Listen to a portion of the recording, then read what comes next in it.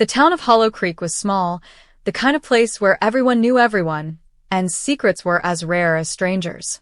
Yet one stormy autumn night, a secret darker than anyone imagined was born. John and Cain were brothers, inseparable as children, rivals as men. Their father had always favored Cain, the elder, with strong shoulders and quick fists. John, quiet and thoughtful, grew up in the shadows, where his ideas festered into something sharp. For years, they worked their father's farm together, but the land seemed to respond more to Cain's hands. His fields grew greener, his cattle stronger, his harvests fuller. John's rows were stunted, his animals frail. The neighbors whispered that Cain had been blessed while John had been forgotten. The whispers burrowed into John's chest like thorns. On the night of the harvest festival, the townsfolk gathered around the bonfire to offer thanks. Cain brought baskets of golden wheat, fruits bursting with color, and wine pressed from grapes, so sweet it made the crowd cheer. John's offering, meager and wilted, was met with polite silence.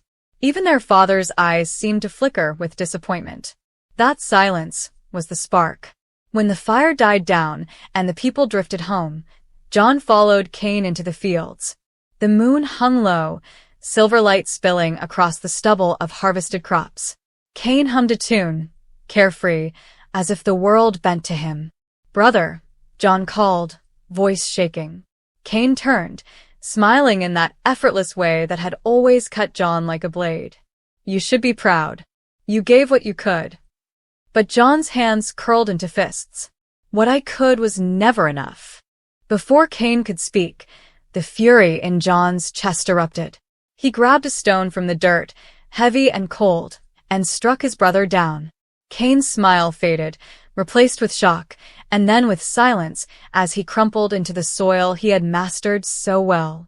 The field, once alive with Cain's harvest, became a graveyard. John stood over him, chest heaving, the stone slick in his grip. For a moment, he felt triumph. At last, the shadow had consumed the light. But then the night grew too quiet. The wind hushed, the crickets stilled, and even the clouds seemed to pause their drift. A voice rose inside John's head, low and booming, as though the earth itself had spoken. "Where's your brother?" John dropped the stone. His lips trembled. "Am I my brother's keeper?" The silence that followed was heavier than any judgment. From that night on, John was a wanderer. The townsfolk found Cain's body and buried him with songs, but no one saw John again. Some say he roams the countryside, cursed to carry the weight of the stone he once held.